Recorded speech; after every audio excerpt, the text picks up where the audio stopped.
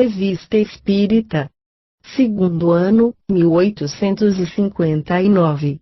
Jornal de Estudos Psicológicos. Publicada sob a direção de Allan Kardec. Outubro de 1859. Os Milagres. Sob o título de Um Milagre, o Sr. Mathieu, antigo farmacêutico do Exército, acaba de publicar uma relação de vários fatos de escrita direta, dos quais foi testemunha. Tendo esses fatos se produzido em circunstâncias quase idênticas às dos fatos que reportamos no nosso número de agosto, e nada apresentando de mais caracterizado, não os relataremos, unicamente os mencionaremos para mostrar que os fenômenos espíritas não são um privilégio exclusivo, e para aproveitar esta ocasião para felicitar o Sr. Mathieu pelo zelo que coloca em propagá-los. Várias outras pequenas brochuras, e artigos do mesmo autor, em diversos jornais, são a prova disso. O Sr. Mathieu é um homem de ciência, que passou, como tantos outros, e como nós próprios, pela fileira da incredulidade, mas teve que ceder à evidência, porque, contra os fatos, é preciso, necessariamente, abaixar as armas. Permitimos-nos somente criticar o título que ele deu à sua última publicação, e não se trata aqui de um sofisma de nomes, cremos que a coisa tem uma certa importância e merece um exame sério. Na sua acepção primitiva, e pela sua etimologia, a palavra milagre significa coisa extraordinária, coisa admirável de ver, mas essa palavra, como tantas outras, desviou-se de seu sentido original e, hoje, se diz, segundo a Academia, de um ato do poder divino, contrário às leis comuns da natureza. Tal é, com efeito, a sua acepção usual, e não é senão por comparação e por metáfora que se aplica às coisas vulgares, que nos surpreendem, e cuja causa é desconhecida. O fenômeno narrado pelo Sr. Mathieu tem o caráter de um milagre, no verdadeiro sentido dessa palavra? Seguramente que não. O milagre, dissemos, é uma derrogação das leis da natureza, de modo algum temos em vista examinar se Deus julgou útil, em certas circunstâncias, derrogar as leis estabelecidas por Ele mesmo. Nosso objetivo é unicamente demonstrar que o fato da escrita direta, por extraordinário que ele seja, não derrogando de nenhum modo essas leis, não tem nenhum caráter miraculoso. O milagre não se explica, a escrita direta, ao contrário, se explica do modo mais racional, como se pôde ver pelo nosso artigo sobre esse assunto. Não é, pois, um milagre, mas um simples fenômeno que tem a sua razão de ser nas leis gerais. O milagre tem, ainda, um outro caráter, é o de ser insólito e isolado. Ora, desde o momento em que um fato se reproduz, por assim dizer, à vontade, e por diversas pessoas, isso não pode ser um milagre. A ciência faz, todos os dias, milagres aos olhos dos ignorantes, eis porque, outrora, aqueles que sabiam mais do que o vulgo passavam por feiticeiros, e, como acreditavam que toda a ciência vinha do diabo, eram queimados. Hoje, quando já se está mais civilizado, contenta-se em mandá-los às petites maisons, aliás, quando se deixou os inventores morrerem de fome, erguem-lhes estátuas, e são proclamados benfeitores da humanidade. Mas deixemos essas tristes páginas de nossa história, e voltemos ao nosso assunto. Que um homem, realmente morto, seja chamado à vida por uma intervenção divina, aí está um verdadeiro milagre, porque é contrário às leis da natureza.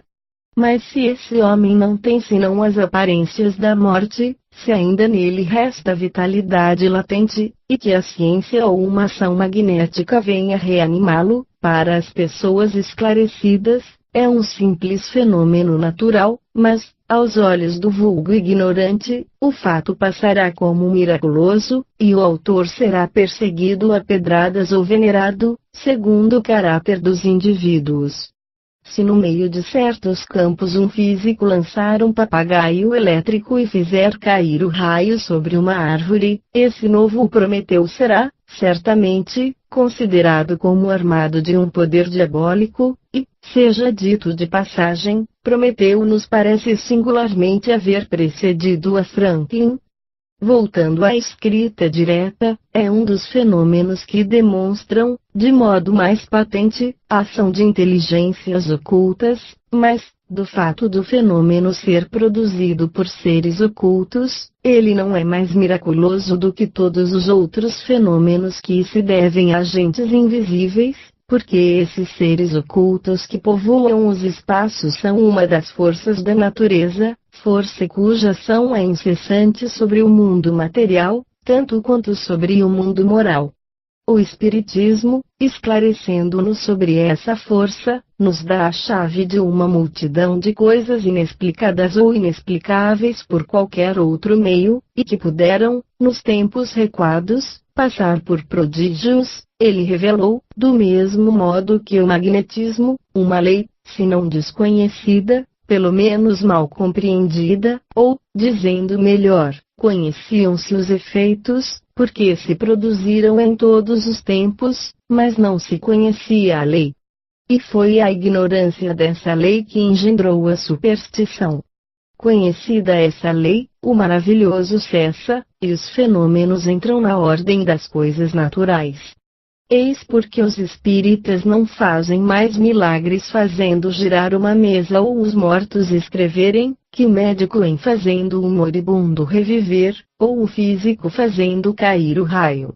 Eis porque também repelimos, com todas as nossas forças, a qualificação empregada pelo Sr. Mathieu, embora bem persuadidos de que ele não quis dar nenhum sentido místico a essa palavra, mas porque as pessoas que não vão ao fundo das coisas, e são em maior número, poderiam se enganar, e crerem que os adeptos do Espiritismo se atribuem uma força sobrenatural.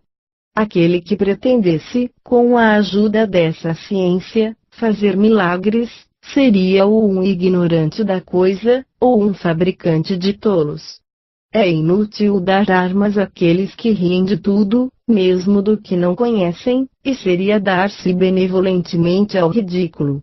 Os fenômenos espíritas, do mesmo modo que os fenômenos magnéticos, antes que se lhes conhecesse a causa, puderam, pois, passar por prodígios. Ora, como os céticos, os espíritos fortes, quer dizer, aqueles que, segundo eles, têm o privilégio exclusivo da razão e do bom senso, não creem que uma coisa seja possível desde que não a compreendam, eis porque todos os fatos prodigiosos são objeto de suas zombarias, e como a religião contém um grande número de fatos desse gênero, eles não creem na religião, e daí a incredulidade absoluta não há senão um passo.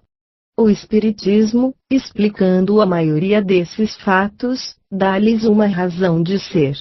Ele vem, pois, em auxílio da religião, demonstrando a possibilidade de certos fatos que, por não terem mais o caráter de miraculosos, não são menos extraordinários, e Deus, por isso, não é nem menos grande, nem menos poderoso, por não ter derrogado suas leis.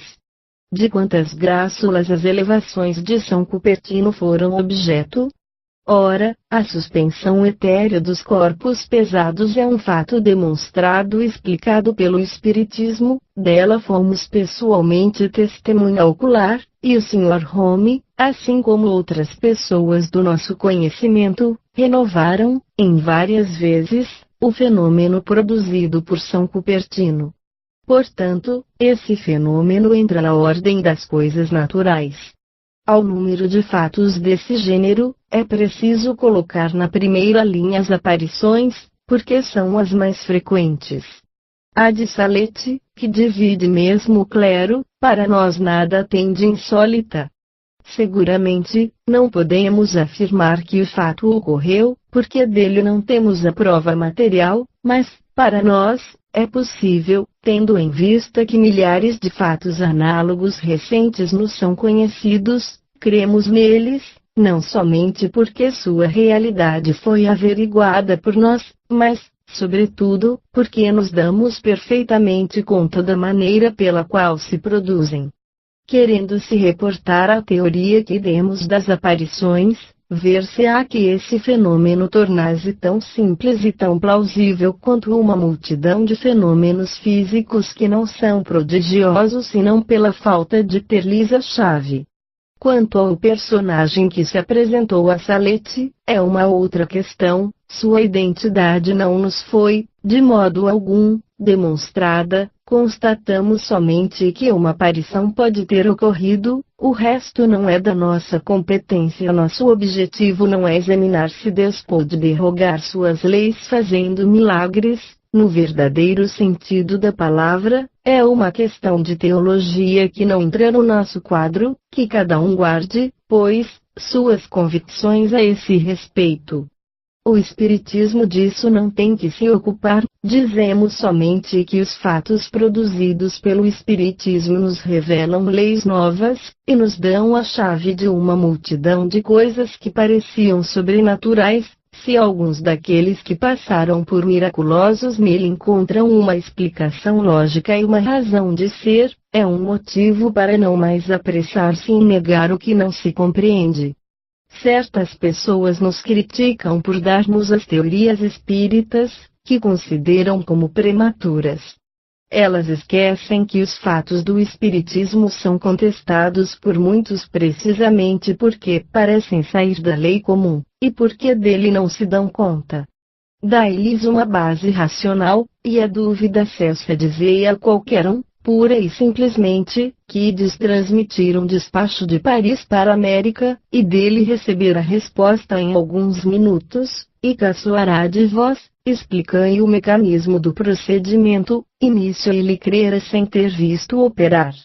A explicação, neste século em que não se é crédulo demais, é, pois, um poderoso motivo de convicção. Vemos também, todos os dias, pessoas que não foram testemunhas de nenhum fato, que não viram uma mesa girar, nem um médium escrever, e que estão tão convencidas quanto nós, unicamente porque leram e compreenderam.